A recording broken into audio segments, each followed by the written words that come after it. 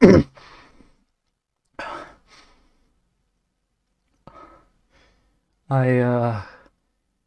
gonna...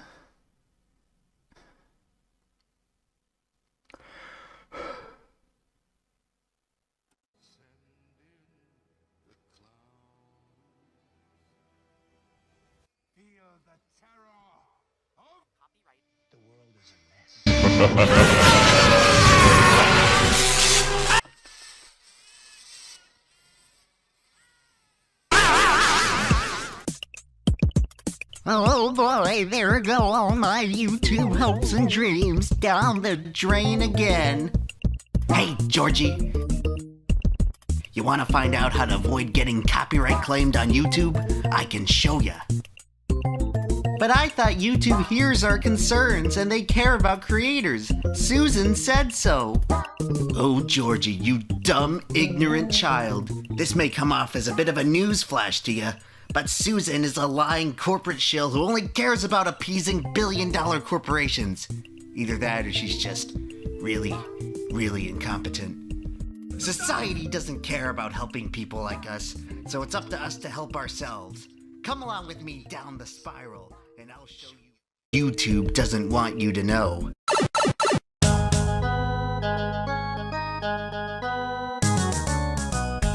Welcome back, my friends, to the show that never ends. In part 1 of the series, we talked about YouTube's Content ID system and how it's not exactly the fairest method for dispensing copyright claims. What you're about to see in this video are real techniques YouTubers use to avoid Content ID detection. Now, before we get into them, I have to say officially that I am not endorsing the activities shown in this video. I am presenting these topics for educational purposes only. Whether you choose to exercise these options is your own choice. I am simply pointing out that these options exist. So with that out of the way, we are now ready to explore the seedy underbelly of the copyright system. Welcome to the business of copyright smuggling. Much like squatting in someone's house, copyright smuggling is a form of civil disobedience that attempts to put the fair back into fair use. Many YouTubers already engage in copyright smuggling without even realizing it. Have you ever published a video containing an image you did not create? Well, you just smuggled it. Unless you paid to license the image or got express permission from the owner to use it, then chances are you just committed copyright infringement and probably got away with it. That's right, the little line of text you see while browsing Google Images actually means something. Now, upon this startling accusation, several questions may be popping through your head, such as, where there's often no way to identify them. Should it really be illegal to post an image for a 5-second joke in a video? How can you claim to own something that's been freely spread by millions of people since the beginning of the internet? Shouldn't the legal system focus on more important matters, like actual criminals who do physical harm to society? To which the response is, boo-hoo, shut your mouth, suck it up, and deal with it. That's how the law works. If you can't do the time, don't do the crime. Okay, time's up. Luckily, we don't really have to deal with it because just like driving 5 miles an hour over the speed limit, image copyright on the internet is barely ever enforced. Since the beginning of the web, images have been a core component of content sharing, memes, and internet culture in general. Image sharing is so ingrained in the culture of the internet that every browser is designed with an option to copy and save an image just by right-clicking on it. Copy that. And even when that fails, you can always just use the print screen button. Since copying images is so fundamentally rooted in basic internet activity, attempting to police image copyright online seems like a daunting, foolish, and ultimately pointless exercise. But it doesn't stop some companies from trying. Earlier this year, Shutterstock attempted to take down the Spiffing Brits channel for briefly using their watermarked images, which, despite being watermarked and unusable in non-joking circumstances, are apparently still illegal to use. That's how the law works. This was most likely just a rare and isolated case of Shutterstock trying to make an example out of someone. And your chances of actually getting in trouble for posting someone else's image in your video is almost non-existent. However, as we've seen, it's still very possible. In general though, smuggling copyrighted images is very easy. Smuggling video, on the other hand, is a lot more tricky. Images are fine, but oftentimes YouTubers want a little more to differentiate their content from a glorified PowerPoint. I mean, after all, we do make videos, you know, the thing you're watching right now, so it's often preferable to fill it up with moving images rather than static ones. A very obvious solution would be to just record your own footage. Just go out and film a bunch of stuff and you won't have to deal with copyright claims. A good idea in theory, but far less doable when you realize that you need to invest in a good camera and a tripod or stabilizer if you want the footage to be watchable. And that's in addition to the amount you have to spend traveling to wherever you have to go to film your footage. For many YouTubers, the cost of filming footage is simply not worth it. Some YouTubers instead choose to pay for stock footage, which is a perfectly valid strategy. However, relying only on stock footage can often leave your videos feeling hollow and generic. Where's the pizzazz? Huh? Look at this place. I mean, what is the theme here? It's boring! Oftentimes you'll find that whatever footage library you're paying to use doesn't have the specific clip you're looking for, which can end up disconnecting your visuals from your narration, causing them to feel aimless and arbitrary. If you want your footage to feel aimless, you'd be better off using gameplay footage, which you can record for free. Recording yourself playing a video game has been a staple of YouTube content ever since the days of the Let's Play. There's a reason why it's stereotypical for beginner YouTubers to make Minecraft videos, because gameplay videos are a simple and inexpensive way to start making YouTube content while remaining mostly free from copyright trouble. I say mostly because some developers consider footage of their games to be copyrighted content, despite the unique inputs of the player. For years, Nintendo infamously garnished the revenue of YouTubers uploading footage of their games. Every now and then you'll also see some butthurt indie developer issuing copyright takedowns to silence criticism. However, just like with image use, you'll rarely get in trouble for uploading gameplay footage, because most developers simply don't care, enjoy the free publicity, or fear getting barbarically punished by the wrath of angry gamers. So essentially, smuggling gameplay is as easy as knowing which developers will let you. But let's get more risky.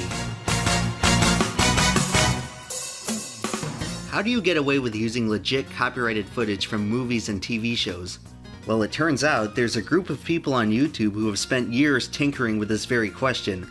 Our old friends, the bootleggers. Bootleggers exist to outsmart and trick the Content ID system, and we can use their expertise to help smuggle our own content. These are some of the ways I've learned to slip copyrighted videos past the system, some more practical than others. The first way is to just upload the video in very low quality. I'm talking 240p or less. Obviously today we no longer live in caveman times back when everyone had dial-up internet, so 240p quality isn't exactly ideal, but it's a valid strategy nonetheless. Whenever you search for a TV clip on YouTube, you're far more likely to find 240p videos than 1080p ones. This indicates to me that the system has a far harder time detecting low-quality videos. It's like natural selection in a way, and you can use YouTube search to learn which strategies will contribute to your copyright survival. Another strategy I've learned through YouTube search is that reaction videos are apparently claim-proof. Guys, I have no idea what is going on right now. I figured this out when I periodically went to look up some YTPs, only to find that the original video had been taken down while a trail of reaction videos continued to survive. For some reason, if you film your ugly potato head and put it in the bottom corner of the video, you can magically make your content immune to copyright takedowns. How can reaction channels get away with this while other YouTubers who actually commentate and critique the material get punished? The world may never know. However, based on the idea of the facecam shield, we can infer that obscuring the copyrighted content in some way can help deflect claims. From this theory, you can derive that a fat eyesore watermark or logo will do the same trick. Additionally, you can use the border of the video player itself to obscure the footage by zooming in. You can also do the opposite to achieve a similar outcome by cropping and panning the video to a smaller window in the frame. Filling up the negative space with some sort of colored border also helps. If that's not enough, you may have to do even more to transform the material. You can try flipping the canvas, adjusting the color or saturation, applying a vignette or other lighting effects, among many other visual distortions. One technique I've picked up from the real gyms is to deconstruct a video into a series of images. This can help you deal with those really pesky scenes that always seem to get claimed no matter what you try. But out of everything I've mentioned so far, possibly the most helpful trick is to keep your footage short and choppy. Remember, the Content ID system is designed to prevent re-uploads of TV shows and movies, so it's designed to detect long, uninterrupted stretches of content. You can avoid detection by cutting out parts of your footage in brief intervals and making sure that the footage doesn't play for too long. Acceptable. If I had to estimate based on my own experience, I'd say that 5 seconds or less is most likely safe, 20 seconds is pushing it, and 30 seconds or more is too risky. As you've probably figured out by now, smuggling copyrighted video on YouTube can require a lot of acrobatics, but even that pales in comparison to the most hotly contested content on this website: music.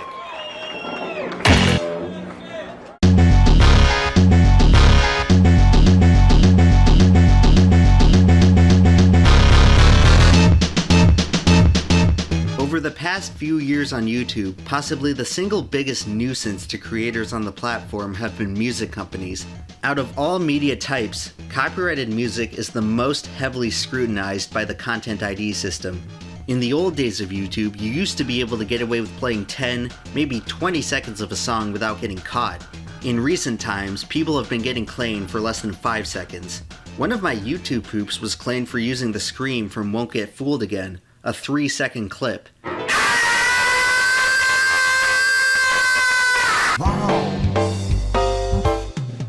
And if you think that's crazy, wait till you hear about the time I got claimed for 0 seconds of footage. That's right, my Never Ever on SpongeBob once got claimed for using the SpongeBob SquarePants theme song. The only issue with that being that the song wasn't anywhere in the video. So let's step back for a second and think about what this actually implies. I didn't actually use the song they claimed I did, meaning the Content ID system couldn't have detected it, meaning that some dude working at Sony Music must have manually claimed the video on a whim because the video is about SpongeBob, so they felt that there probably was some SpongeBob music in it, and YouTube just allowed them to submit this totally baseless claim.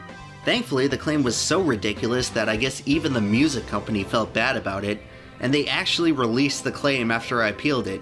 So that was all fine and dandy until a few months later when they claimed an entirely different song that wasn't in the video. That's how the law works. Nonsense claims like this are why I list my music in a pastebin link, to prevent my video from showing up in search results of copyright hounds. Fortunately for us, we most likely won't have to deal with claims this egregious anymore, because this summer YouTube announced that rights holders can no longer claim videos without first providing a timestamp, and that they can no longer take revenue for less than 5 seconds of content. Good changes for sure, however it raises the question of why these options were even allowed in the first place. If you think I got screwed by this, just look at the Fat Rat, a YouTube musician who had his original song stolen by a fake copyright holder who took advantage of YouTube's easily exploitable system. And if you need one final example to really nail down how berserk YouTube copyright is for music, my Never Ever on the Cold War featured a clip from Pulp Fiction. You could argue that it was fair use, you could also argue that it wasn't. I felt I was using it for rhetorical purposes, but I accepted the risk given that it was 20 uninterrupted seconds of copyrighted material. Well, it turns out that this part of my video did get claimed as a song. That's right, apparently this movie scene was sampled by a 1995 Cypress Hill song, and they got to claim my video because of it. So according to YouTube's copyright system, a rap song sampling a movie scene is perfectly fine. But when I make a video sampling that same scene, I somehow owe royalties to the rap group? What kind of jacked up logic is that? If anything, I should be paying royalties to Miramax Pictures, but the power of music copyright on YouTube is so strong that it completely leapfrogs the rights of movie companies. Video game commentator Jim Sterling has famously utilized YouTube's belligerent music claim system in what he calls the copyright deadlock. And I mean, if you weren't going to make money off it anyway, you might as well make a mockery of the system and take a petty little victory as reward. YouTube, this is what you make me do now. This is where we're at. We have a system where it's actually better to infringe on as much copyright as possible than abide by fair use. A system where I'm now not worried about using whatever music or footage I like, because it literally doesn't matter whose rights I'm encroaching on anymore. Once you've taken the first step into Infringement Valley, you can't make it any worse for yourself. Anyway, you've probably realized by now that smuggling copyrighted music on YouTube is a pretty tall order. So much so that, in my expert opinion, you shouldn't attempt it at all. Changing the speed and pitch of a song can usually help avoid a claim, but corrupting the audio to that extent often defeats the point of using the song in the first place. Compared to video, we are much more perceptive to distortions in music, so altering a song can often be distracting to the audience, certainly not an ideal situation for creators. The only non-intrusive edit you can realistically make to a song is raising and lowering the volume. While it's possible to avoid a claim by of being able to even hear the song, making it a counterproductive solution in most cases. The fact of the matter is that some songs on YouTube are simply untouchable. Any Billboard Top 40 song from the past 10 years will get insta-claimed. Same goes for legacy hits, basically all the songs that get played on throwback radio stations. Some songs are so protected that you won't even find them on Vivo. This is true for most songs from Jimi Hendrix and the Beatles. Thankfully for copyright smugglers, not all songs are created equal in the eyes of Content ID.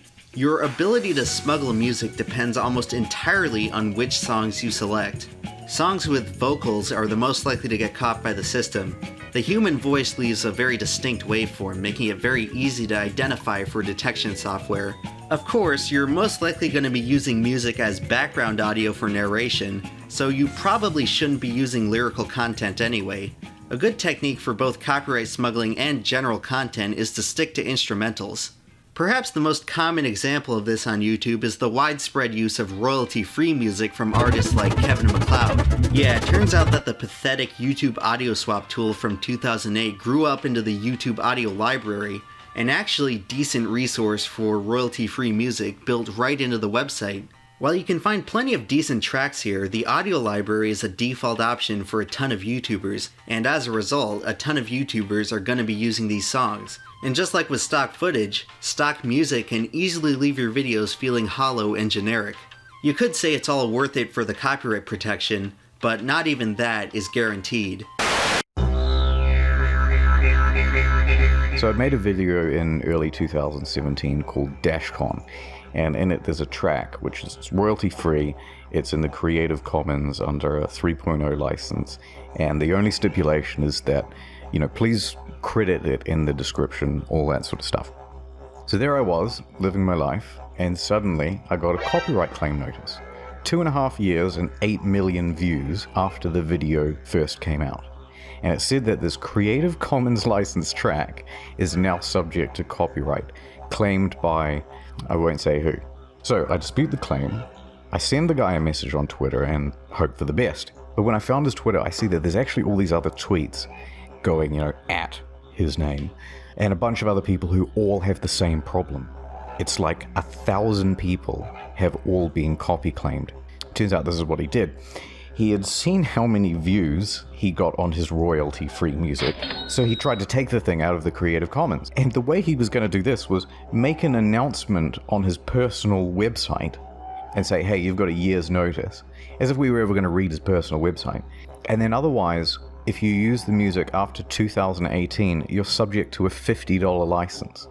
Anyway, I sent him a message and I said, yeah, look, I'll pay the ransom. Just give me my video back as soon as possible, and then, I'll deal with the problem from there. The priority was to get the video back.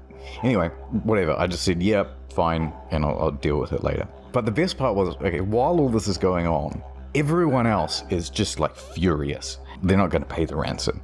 And Keemstar catches wind of this, and all of a sudden, this dude is just getting trashed from every direction, and it's absolutely hilarious. Anyway, long story short, 2 days later, his Twitter is gone, his email is gone. If you try to email him now, it just returns to recipient, and all of the claims were dropped. And as far as I can tell, his presence has been pretty much wiped from the internet. More risky than royalty-free music is music from independent online artists. Stuff like vaporwave, synthwave, and lo-fi hip-hop beats to relax/study to are not registered as royalty-free, but the artists are typically chill enough to not care about policing their copyright. If you're feeling extra ballsy, you could try using background tracks from popular songs, whether it's hip-hop instrumentals or karaoke versions of rock songs. Typically, music with easily identifiable drum and bass signatures are more likely to be claimed, so if you want to use a popular song but fear copyright punishment, you can try finding an 8-bit or MIDI version of the song. Otherwise, you might be better off using something more irregular like jazz or classical music. Contrary to popular belief, classical music does frequently get claimed on YouTube. Even though the songs are public domain, they often succumb to performance claims. But with that being said, it's pretty easy to use classical music as long as you're talking over it the whole time. Jazz is a bit more tricky to get away with because the genre is much more contemporary. A good rule of thumb when judging the copyright risk of a song is that older songs tend to be less risky because less people care about them, and music companies have less of a reason to ruthlessly guard them. The same theory applies to songs which are historically obscure, songs that no one would probably know about if it wasn't for, ironically, YouTube's algorithm promoting them. These songs aren't risk-free, but music nerds will respect you more if you use them. However, with all that considered, the holy grail of smuggleable music on YouTube can be found in video game soundtracks. While video game publishers own the rights to their music, very few of them actually bother to enforce their copyright. Most video game music isn't even registered in the Content ID system or any digital music bank, making them practically free to use on YouTube. In fact, most game developers haven't actually released their music commercially, and the copies you find on YouTube have been ripped directly from the game itself. Video game music tends to have much more variety than the typical royalty-free music you'll find on YouTube, and in my opinion, it tends to sound a lot better too. Rarely will you find a video game song that gets copyright claimed, but just to be sure, you can check if the song is at risk of a claim by looking for licensing text at the bottom of the description on YouTube. If the raw version of the song isn't claimed, that means it's bound to be safe for use in your video, but that still doesn't guarantee that it's going to be safe forever.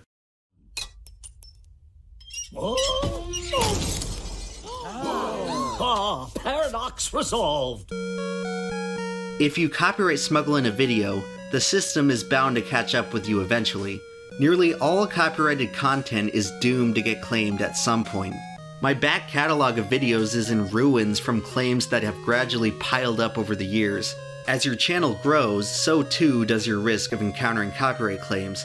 The stuff you can get away with now is likely going to get you caught a few years down the line, so as a YouTuber you have to continually search for safer options. Personally, I'm not too upset about this because I don't mind losing out on pennies of revenue from old YouTube poops that nobody watches anymore. And to be honest, it would be very foolish and entitled of me to expect revenue from old content that nobody watches anymore. So with all that said, if you choose to lead the life of a copyright smuggler, be sure to smuggle responsibly. When asked by those seeking advice, Isaiah responded simply with a phrase which would soon become a mantra: "Don't get hit."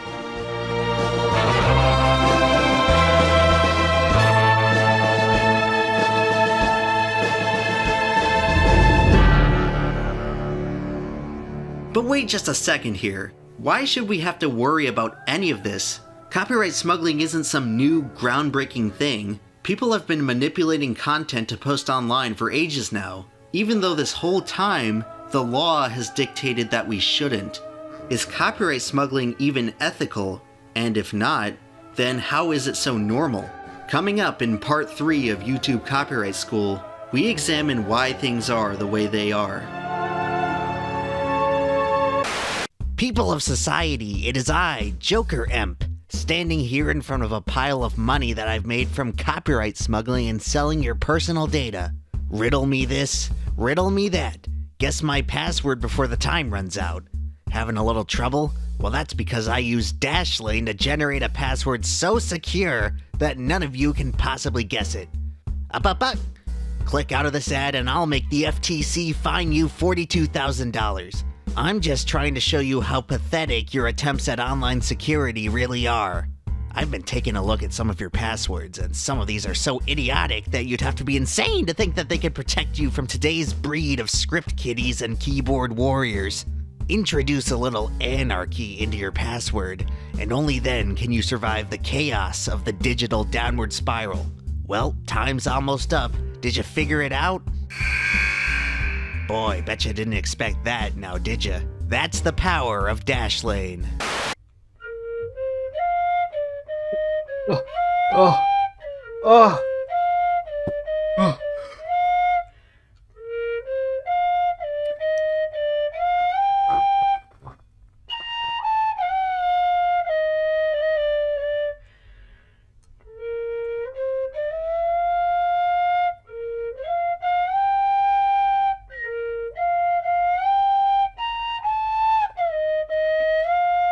Oh.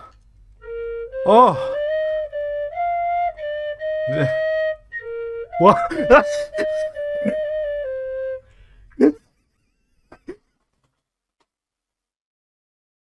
I hope you enjoyed my